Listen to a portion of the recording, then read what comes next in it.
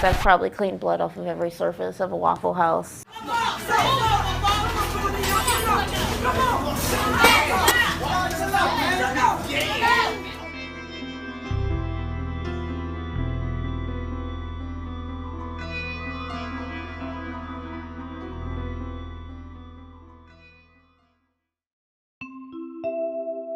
Waffle House is an American icon, a family favorite that has charmed diners for nearly 70 years.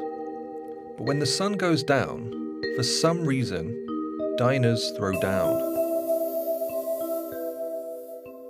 To investigate this phenomenon, we came to Texas to meet a participant of one of the most infamous brawls in Waffle House history.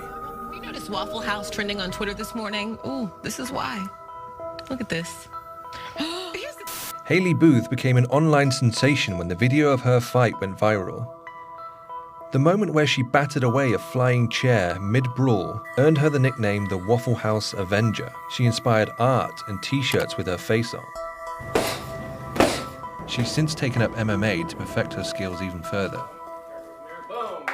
Hello, how are you? Hi, how are you? Pretty nice to meet you. My boyfriend texted me. He was like, hey, did you know you're on Fox News? I get on my phone and I Google it, and he's like, yeah, you're on Fox News, Waffle House fight. And I went, and I see the video, and it immediately clicked to which fight it was. That water came straight out of the coffee pot, and that water's like 110 degrees. Oh, wow. And she poured it. She had also like thrown like grease that we like cook with the hash browns and use the eggs. She threw that over there. Who's she throwing at then? Just the group. Just the group that was causing trouble. Yeah. Right, yeah. And now people are like, oh, you're a folk hero, you're an Avenger, you're this. And I'm like, I'm me. Like, I can't walk in a straight line without tripping over my own feet. The video didn't just make Haley a star, it also reignited an age-old debate. Why do you think it is that all this happens at Waffle House? I think it's because, one, it's late night. You get late night, you get impulsive at night. I've seen some pretty crazy things, and you can hear stories, you know, people have been shut up at Waffle Houses. I've worked at ones that have bullet holes in them. Fights, I've probably cleaned blood off of every surface of a Waffle House. Waffle House wouldn't let us film inside for obvious reasons.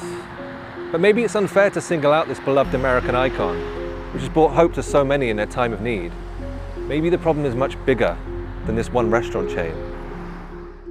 We went across town to another all-night diner to find out if they faced the same problem. Jatara Robinson has been working night shifts at Star's Cafe for years. Is there a kind of mutual respect as a fellow night shift worker when you saw that catch and that throwback? It was, excuse my language, a badass move. Like, because she caught the chair in the air. Not many people can just catch a chair in the air and throw it back to them.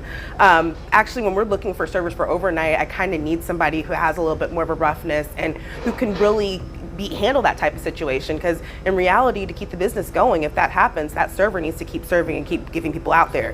So the fact that she could catch a chair, throw it back, and going back to pouring people's coffee, that's pretty cool. It's the alcohol is the difference, I guess, isn't it? People are coming in late at night, they've had a few drinks. Definitely. People, they're drunk as can be. They don't really have a niceness towards other people. Like, sometimes people will call you out your name, they'll throw things at you, so you can only control yourself so much. So as somebody who's worked in serving industry for a long time, I understand the throwing the chair back at them, because it's like, no, I'm going to protect myself. Alcohol, late nights, and impatient customers, it all makes sense. But here's the thing, this kind of violence isn't just happening in late night diners, it's happening all over, in airports, retail stores, gas stations. To dig deeper, we found a criminologist who was kind enough to humor The Independent. I think that it's certainly the case that, especially since the beginning of the COVID-19 pandemic, that we have seen empirical, verifiable increases in violence against service workers.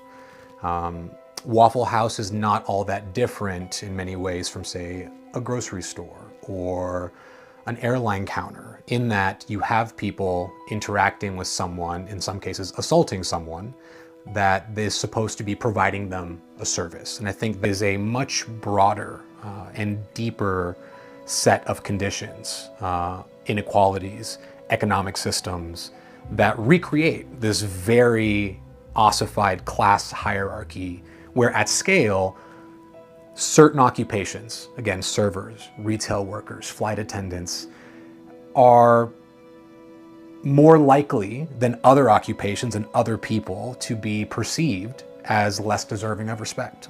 In other words, to stop the abuse of customer service workers, we need to completely reform capitalism and eliminate inequality. In the meantime, Haley would just like a little respect. The people working in those jobs are people too.